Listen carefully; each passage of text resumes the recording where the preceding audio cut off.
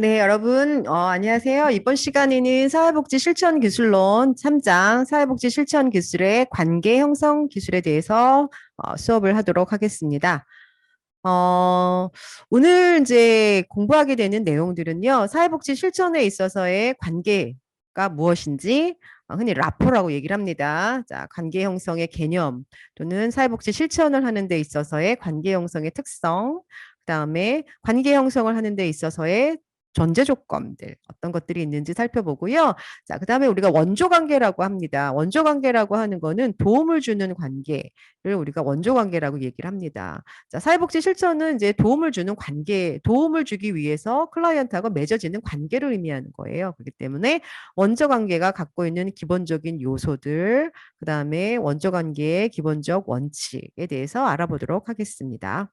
관계를 갖는다라고 하는 거는 일단 상호작용이 일어나는 거, 그쵸? 둘 간에, 뭐 아니면 아니면 뭐 여럿 간에 상호작용이 일어나는 것, 정서적인 교류를 통해서 그런 상호작용이 일어나는 것, 그걸 관계라고 이야기를 해요, 기본적으로. 그렇다면 사회복지 실천에 있어서 관계를 형성한다라고 하는 건 누구하고 누구하고 관계를 잘 형성해야 된다는 거죠. 그렇죠? 도움을 주고자 하는 사회복지사와 그다음에 뭔가 도움을 받고자 하는 클라이언트 간에 좋은 관계가 맺어져야 된다는 거예요. 즉, 좋은 관계가 맺어진다라고 하는 거는 둘 간의 뭔가 정서적인 교류를 통해서 상호작용이 원활하게 이루어져야 된다라는 거죠. 근데 왜 이게 필요할까요? 사회복지 실천 활동은 클라이언트의 욕구나 클라이언트의 문제를 해결하기 위한 활동이에요. 그러기 위해서는 클라이언트의 문제를 해결해 준다. 클라이언트 욕구를 충족시켜 준다라고 하는 건 일방적으로 사회복지사가 뭔가를 막 해주는 게 아니에요. 사회복지사와 클라이언트 간에 서로 협력하는 과정을 통해서 클라이언트가 자신의 문제를 해결하는 과정에 스스로 참여할 수 있게 만들어줘야 되는 거예요. 그런 과정을 통해서 문제가 해결이 되는 거죠. 그러기 위해서 전문가인 사회복지사가 뭔가에 전문적 개입을 해주는 거예요. 어, 중요한 거는 그거예요. 나 스스로가 여러분 사회복지 실천의 기본적인 목표가 그거죠. 클라이언트 스스로 자신의 문제를 잘 대처할 수 있게끔 그들의 역량을 개발시켜 주는 것. 이게 사회복지 실천의 하나의 목표이거든요. 그랬을 때 도움을 주는 이런 원조 과정 속에서 클라이언트는 자신의 문제를 해결하기 위해서 스스로 적극적으로 참여할 필요가 있어야 돼요. 그러기 위해서는 도움을 주고자 하는 사회복지사하고 좋은 관계를 맺는 것을 기반으로 하여서 자신의 문제 해결을 같이 협력적으로 해결해 나가는 거죠. 그러기 위해서 좋은 관계 형성, 이런 것들이 굉장히 중요한 겁니다. 자, 그래서 사회복지 실천에 있어서의 관계라고 하는 거는 클라이언트와 전문 사회복지사 간의 정서적인 교감을 기초로 이루어지는 관계를 의미합니다. 음, 이 관계가 왜 필요하냐면, 여기서도 나오죠. 클라이언트가 자신의 문제를 해결하는 과정. 그렇죠? 이 원조, 즉 사회복지사가 원조해주는 그런 과정 속에서 클라이언트가 스스로 효과적으로 잘 참여할 수 있게끔 하기 위해서 우리는 좋은 관계를 맺어야 되고, 그랬을 때 그 관계를 관계 형성이다라고 얘기를 해요. 흔히 우리가 여러분들이 알고 있는 단어예요. 라포라는 얘기를 쓰죠. 좋은 관계를 맺는 것. 왜? 클라이언트의 문제를 해결하는 과정에 클라이언트가 스스로 잘 참여할 수 있게 하기 위해서. 자, 그래서 우리가 사회복지 실천에 있어서의 관계는 우리가 일반적인 사람들과의 그런 관계하고는 조금 달라요.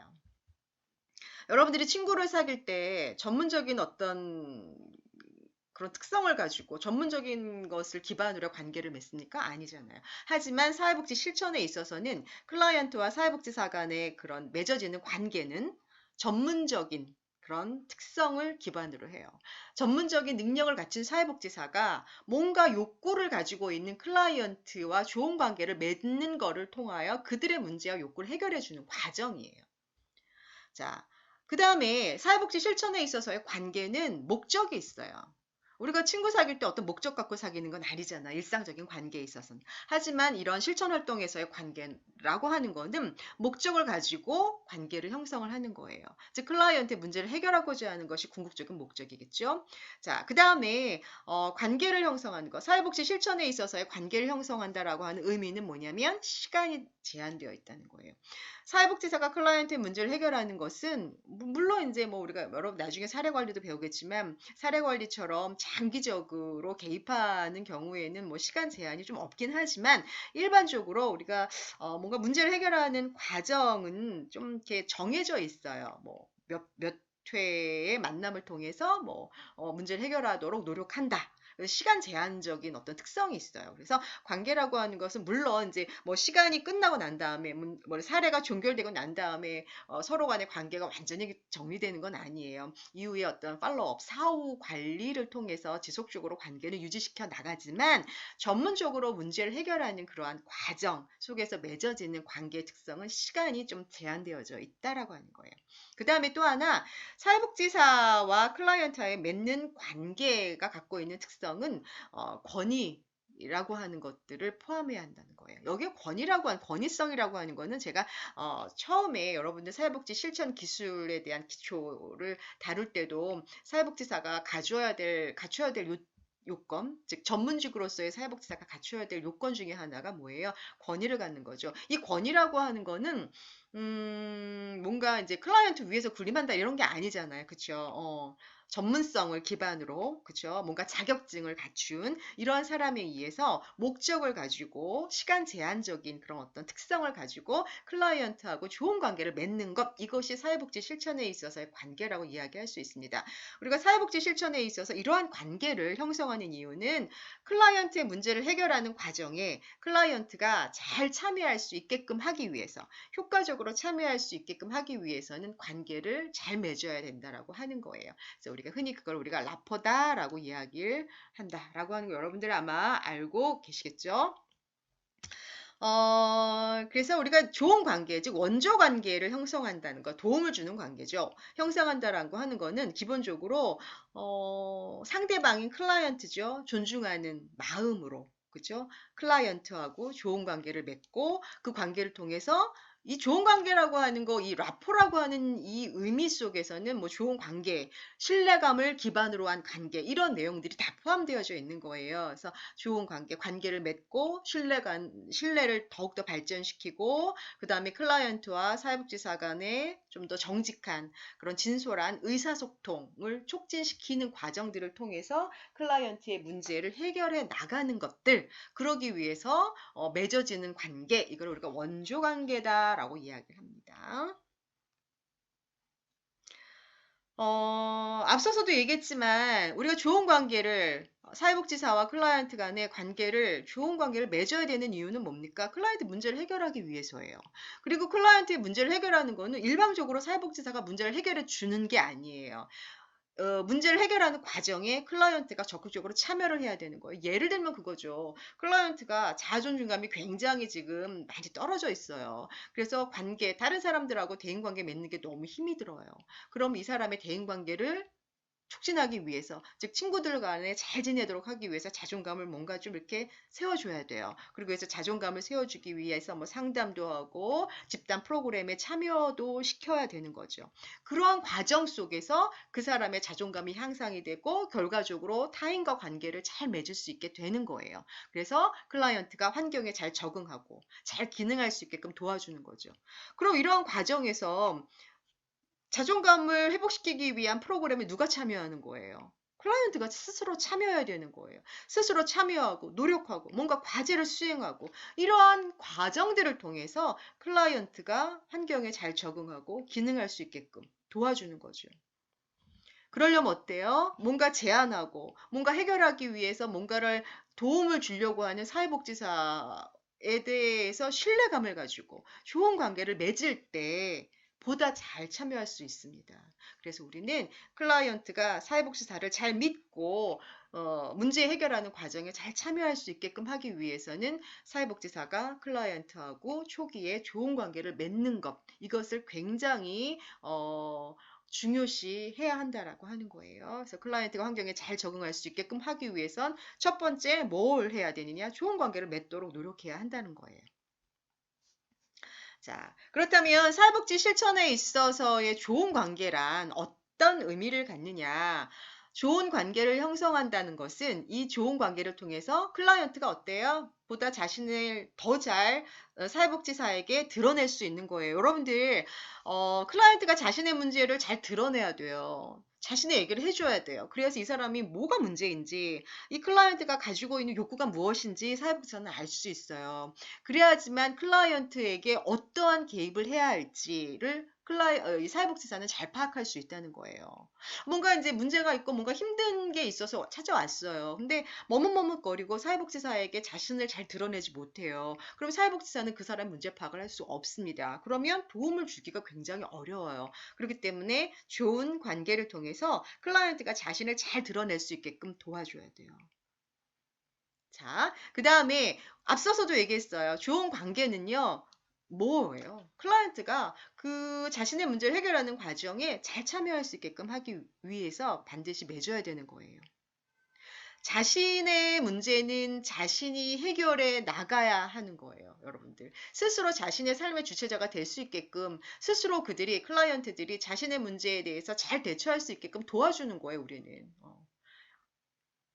대신해 주는 게 아니라 그들의 역량을 키워줄 수 있게끔 뭔가를 해주는, 개입을 해주는 거죠. 그래서 자신의 문제를 풀어낼 수 있게끔. 그러려면 어떻게 합니까? 뭔가 도움을 주고자 하는 사회복지사를 믿어야 되고요. 그 사람하고 좋은 관계를 맺어야만 하는 거죠. 그래서 잘 참여할 수 있게 되는 겁니다. 자, 그래서 궁극적으로 자신의 삶의 주체자가 될 수 있게끔 도와주는 거예요. 자신의 삶의 치료자가 될 수 있게끔 하기 위해서는 사회복지사하고의 좋은 관계 형성을 통해서 참여하고 자신을 드러내고, 그래서 궁극적으로 스스로 잘 대처할 수 있게끔 도와주기 위해서 좋은 관계를 맺어야 한다라고 합니다. 자, 그 다음에 밀러라고 하는 학자는 성공적인 전문적 관계 형성이 어떤 이점을 갖는지에 대해서 몇 가지 언급해주고 있어요. 우리 교재에 제가 이제 써놨는데요. 여러분들 한번 읽어보시면, 우리가 좋은 관계를 맺는다라고 하는 거는 굉장히 뭐예요? 클라이언트와 사회복지사 간에 굉장히 이렇게 활기를 불러 넣어줘요. 물론 이제 처음에 기관에 왔을 때 낯선 사람에게 자신의 힘든 것들을 다 드러내기가 쉽지 않아요. 하지만 클라이언트의 어떤 지지적인 반응, 클라이언트의 어떤 진솔함, 도우려고 하는 적극적인 그런 태도들을 통해서 그러니까 클라이언트들은 자신들의 문제를 사회복지사에게 드러내기 시작을 합니다. 자, 그게 첫 단추를 푸는 거예요. 그렇기 때문에 그러한 관계가 이렇게 좋은 관계가 맺어지면은 사회복지사를 만나는 일 자체가 조금 이렇게 즐거울 수가 있어요. 그래서 자신의 문제를 좀 더 적극적으로 표출해낼 수가 있는 거죠. 그래서 그런 이제 좋은 관계를 맺는 게 이제 그런 이점이 있을 수 있고요. 그 다음에 자신의 문제를 이야기하는 것만으로도 클라이언트들은 뭔가 이제 자신을 지지해주는 누군가 있다라고 믿어요. 그랬을 때 뭔가 좀, 어, 어, 자기가 조금 더 예전보다는 나은 상태가 될 수 있다라고 하는 그런 믿음이 생겨요. 그게 바로 임파워먼트가 된다라고 하는 거예요. 지지를 통해서, 격려를 통해서, 아니면 어떤 조언들을 통해서 임파워먼트가 될 수 있다라고 하는 거예요. 그러한 점에서도 좋은 관계를 맺는 건 굉장히 중요하고요. 그 다음에 우리가 이제 좋은 관계를 통해서 그거죠.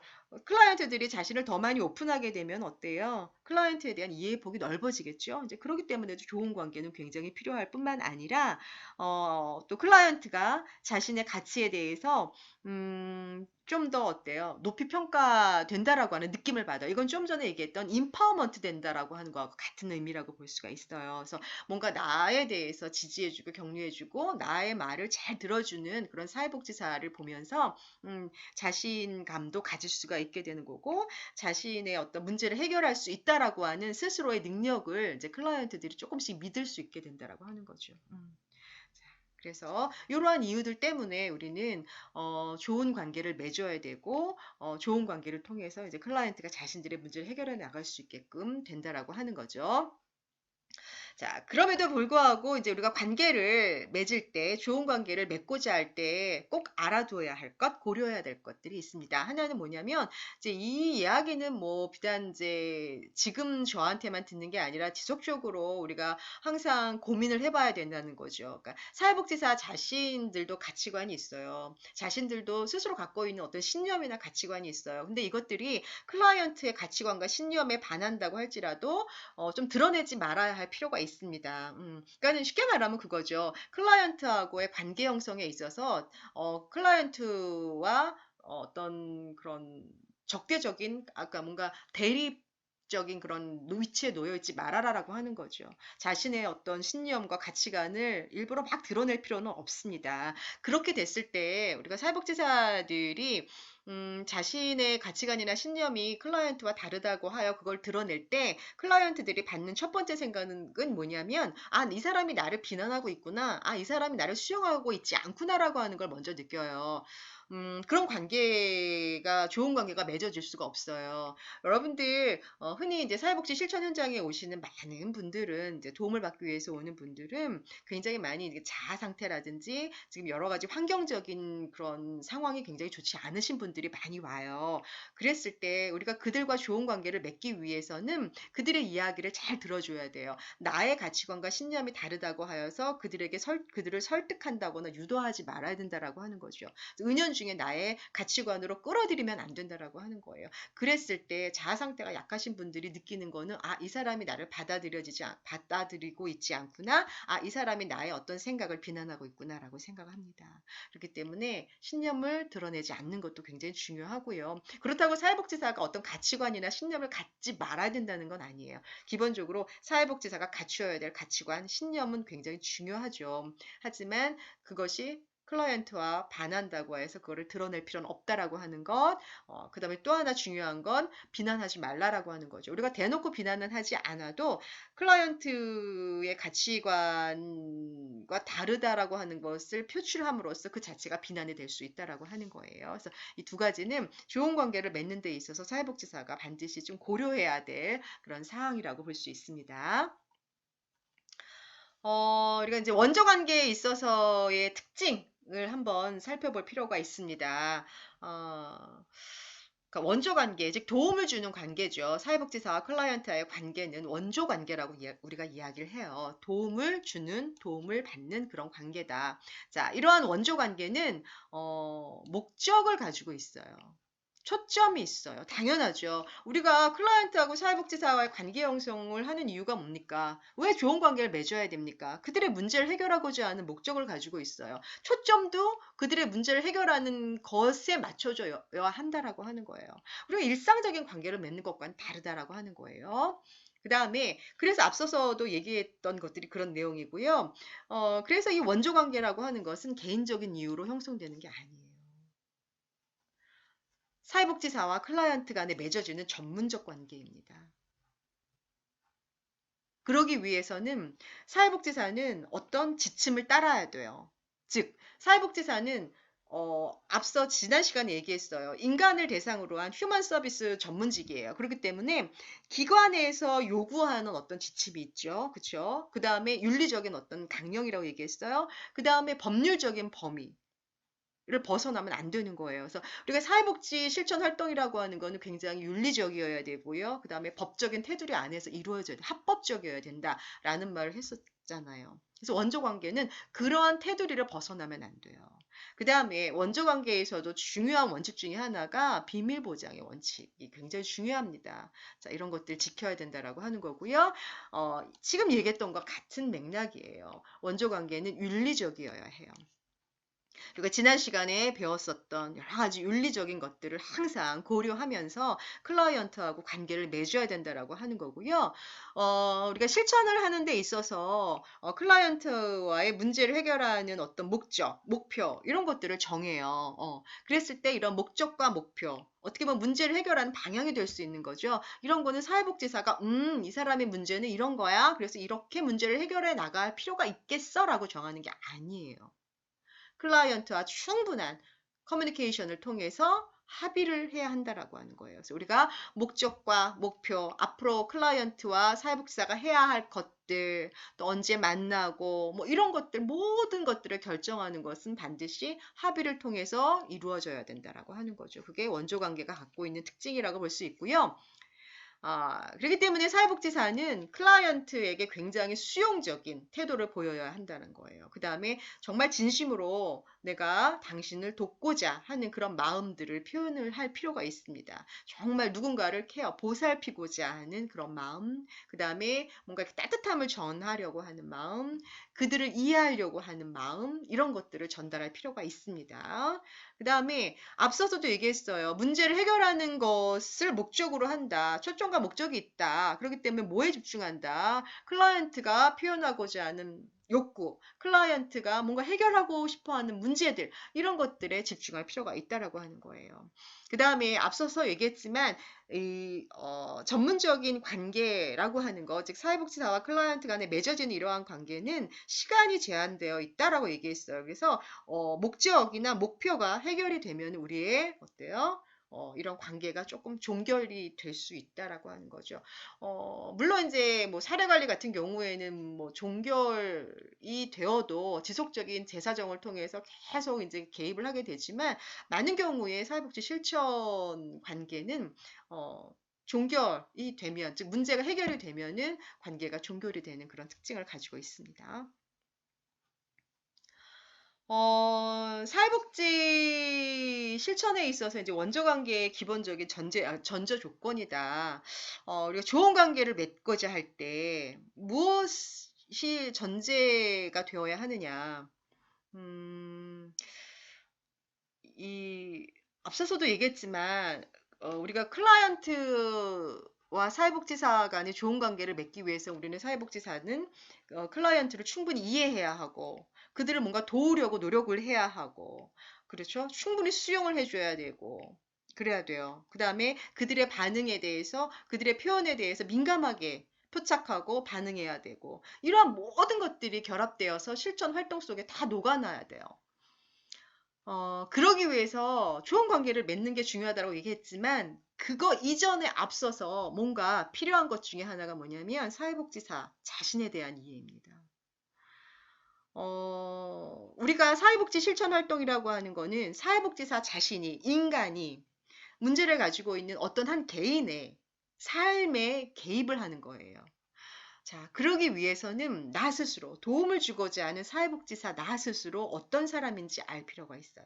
자아에 대한 인식, 즉, 우리가 도움을 주고자 하는 그 도구가 나잖아요. 나, 사회복지사 나, 그죠? 그렇기 때문에 나는 어떤 사람이고 이런 것들을 여러분들이 충분히 성찰할 필요가 있다라고 하는 거예요. 그것이 바로 우리가 관계를 맺기 이전에 여러분들이 먼저 살펴봐야 할 전제 조건이라고 볼 수 있습니다. 즉 자아에 대한 인식입니다. 자, 그래서 사회복지 실천에 있어서의 기본적인 도구는 여러분들 자신이에요. 그래서 여러분들 자신이 어떤 사람인지를 파악해야 돼요. 앞서서도 얘기했지만 우리가 좋은 관계를 맺기 위해서 필요한 게 뭐냐, 고려할 게 뭐냐라고 했을 때 자신의 가치관을 드러낼 필요는 없다. 굳이. 근데 우리가 그것을 굳이 드러낼 필요가 없다라고 얘기하는 건 뭐냐면, 클라이언트의 문제를 해결하는 과정 속에서 우리가 뭐 상담이라든지 면담이라든지 이런 것들을 하다 보면은 나도 모르게 내가 가지고 있는 가치관을 클라이언트에게 이렇게 드러내는 경우가 많아요. 그래서 클라이언트를 나의 가치관으로 이렇게 끌어들일 수 있는 경우들이 있어요. 근데 내가 가지고 있는 가치관이 때로는 굉장히 좀 그러니까 편견이 섞여 있는 그런 일 수도 있어요. 그렇다면 클라이언트를 온전히 수용하는 게 쉽지가 않습니다. 우리가 늘 얘기하잖아요. 클라이언트를 있는 그대로 받아들여야 한다. 그래야지만 클라이언트하고 좋은 관계를 맺을 수 있다라고 얘기하는데, 은연중에 내가 가지고 있는 가치관에 뭔가 편견이 있다라고 하면은 클라이언트를 온전히 이해할 수가 없습니다. 그렇기 때문에 뭔가 그러한 것들을 해결하기 위해서는 내가 가지고 있는 가치관이 무엇인지를 면밀히 검토할 필요가 있어요. 혹시 내가 가지고 있는 것들 중에 편견이 있는 건 없는지, 이런 것들 살펴볼 필요가 있다라고 하는 거예요. 우리가 사회복지사들도 어떤 전문가이기 이전에 하나의 개인입니다. 그렇기 때문에 여러 가지 상황 속에서 나는 어떤 태도를 가지고 있고 어떤 마음가짐을 가지고 있는지 여러분들이 살펴볼 필요가 있습니다.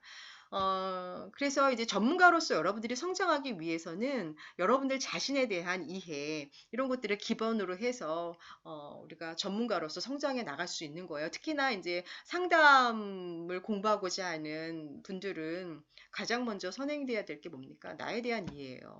어, 내가 가지고 있는 그런 사고, 내가 가지고 있는 감정, 내가 가지고 있는 자존감 정도, 이런 것들을 잘 파악을 함으로써, 우리가 도움을 주고자 하는 사람들을 충분히 온전히 이해해낼 수가 있다라고 하는 거죠. 그렇기 때문에 자신이 가지고 있는 것들을 잘 이해하는 것, 자아에 대한 인식 이런 것들이 무엇보다 필요하다고 할 수 있습니다.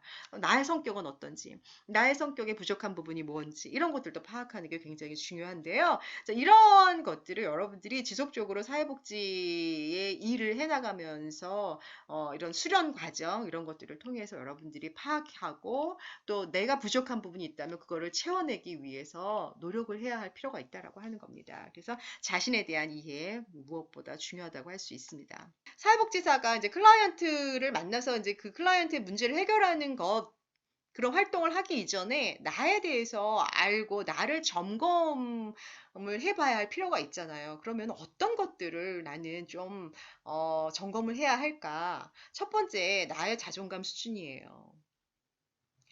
어, 사회복지기관에 도움을 받으러 오는 많은 분들은요, 실은 굉장히 자존감이 낮은 분들이 되게 많아요. 그리고 되게 위축되어 있고, 뭔가 이제 환경적인 여러 가지 어려움들로 인해서, 뭔가 이제 좀 이 자존감 수준이 낮은 분들이 많아요.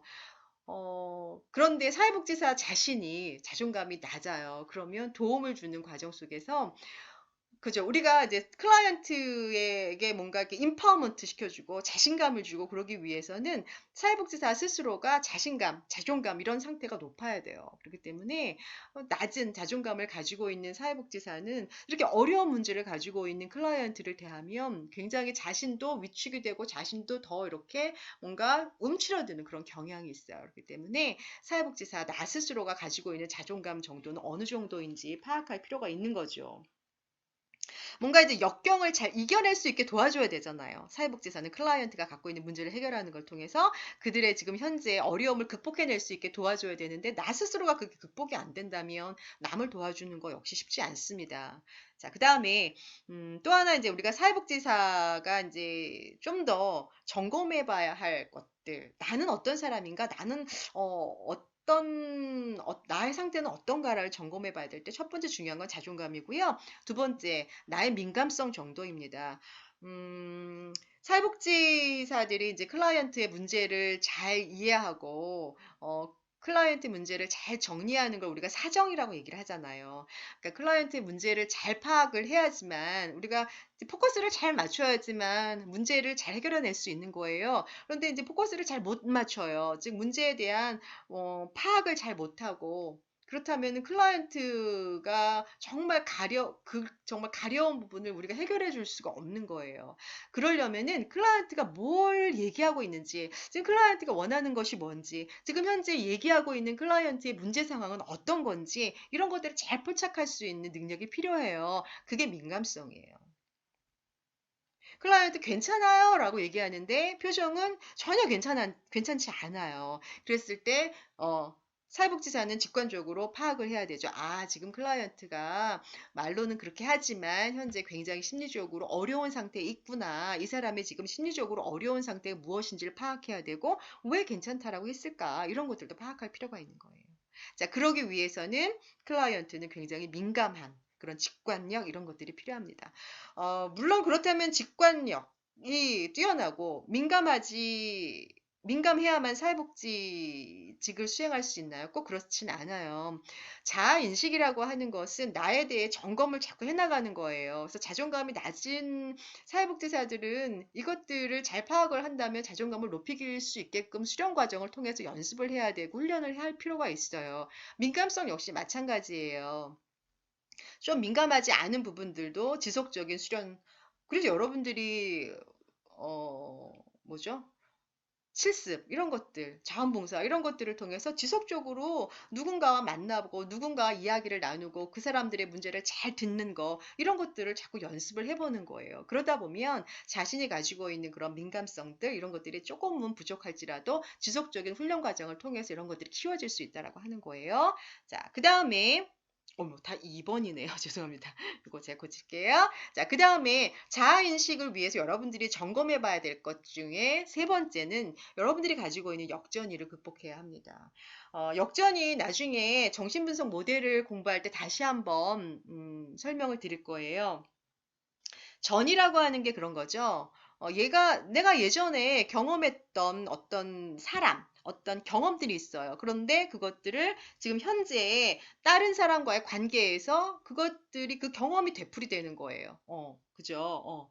그런데 보통 이제 클라이언트들이 예전에 만약에 이제 자신의 어머니와의 관계 속에서 경험됐던 감정들이라든지 그런 생각들이 있어요. 그런데, 사회복지사를 만났더니, 사회복지사가 우리 엄마랑 되게 비슷해. 그래서 자신의 어머니에게서 느꼈던 것들을 만약에 느껴서 그렇게 사회복지사에게 표현을 한다. 우리 흔히 이걸 전이라고 얘기를 해요. 그런데, 이게 반대 상황으로 벌어진 거예요. 즉, 사회복지사가 자신의 이전의 경험에서 느꼈던 거를 현재 클라이언트의 관계에서 그것이 되풀이되는 거, 이게 역전입니다. 역전이는 사회복지사가 우리가 사회복지 실천 활동을 하는 과정에서 반드시 극복을 해야 되는 거예요. 왜냐하면 여러분들 예를 들면 이거예요. 내가 예전에 자랄 때 나의 아버지가 굉장히 엄격하고 무서웠고 나한테 좀 약간 어느 정도 이제 만약에 학대 경험이 있었다, 라고 이제 그런 경험을 가지고 자라난 사회복지사가 나중에 이제 사회복지사가 되었어요. 그런데 어느 날 클라이언트를 봤어요. 이제 가정폭력 가해자로 온 클라이언트를 봤어요. 근데 그 클라이언트를 보니까 예전에 나의 아버지가 떠올라요. 그럼 여러분들이 예전에 자신의 아버지에 대한 감정이 별로 좋지 않았었던 그런 과정을 통해서 자라서 지금 현재 사회복지사가 되었어요. 그럼 클라이언트를 보면서도 그때 느꼈던 부정적 감정이 떠올라요. 그러면 나도 모르게 은연중에 나에 대한 생각이 드러날 수 있어요. 그래서 클라이언트에게 비난을 하게 될 가능성이 높아요. 그래서 클라이언트하고 면담하는 과정 속에서 하게 되는 얘기들이 그런 거예요. 왜 그러셨어요? 이런 표현들을 할 수 있게 된다라고 하는 거죠. 자, 이게 이러한 현상들을 역전이라고 얘기를 합니다. 그래서 우리가 역전이가 일어난다면 클라이언트를 온전하게 이해하기가 쉽지가 않습니다. 온전하게 수용하기가 쉽지가 않습니다. 그렇기 때문에 사회복지사는 내가 가지고 있는 경험들이 어떤 건지를 파악할 필요가 있어요. 내가 가지고 있는 가치관, 신념, 경험, 이런 것들을 잘 이해하고 거기서 뭔가 해결돼야 할 것들은 해결을 해야 해요. 해결되지 않은 채 미해결된 과제를 가지고 와서 내가 누군가를 도와주기는 어려워요. 왜? 역전이가 일어나기 때문에 그렇습니다. 그러면 비난하는 그런 상황들이 막 벌어질 수 있어요. 그래서 내가 가지고 있는 역전이는 극복을 해야 합니다. 그 다음에 이 역전이가 일어날 때 많이 나타나는 게 심판적인 태도예요. 비난하게 되는 거. 그쵸? 이런 거 하지 말아야 된다는 거죠. 그 다음에 차별적인 행동들. 그죠? 이 사람이 이제 내가 만나게 되는 많은 클라이언트들 중에는 또 때로는 노숙자가 있을 수도 있어요. 어, 뭐 알코올릭이 있을 수도 있어요. 어디에 뭐 중독된 사람들이 있을 수 있어요. 학교폭력 가해자가 있을 수도 있어요. 그럴 때 내에 대한 어떤 역전이나 가치관 이런 것들이 채 잘 다듬어지지 않고 극복되지 않는다면 판단을 한다거나 차별을 한다거나 그들을 범주화한다거나 이런 사람들은 이럴 거야라고 생각할 가능성이 높아요. 그렇기 때문에 지금 말씀드린 역전이 이런 걸 극복하고 그래야지만 심판적인 태도를 보이지 않게 되는 거예요. 자, 그 다음에 또 차별적인 그런 어떤 태도를 보이지 말아야 된다라고 하는 거. 자, 이런 것들이 우리가 사회복지사가 클라이언트하고 관계를 형성하기 전에 뭔가 원조 전문가로서의 활동을 하기 전에 내가 가지고 있는 것들을 한번 살펴볼 필요가 있는 것들입니다. 자, 여러분들도 이제 끊임없이 이런 것들에 대해서 한 번쯤은 고민해보고, 나는 어떤가, 라는 거에 대해서 한 번쯤은 고민해볼 필요가 있습니다.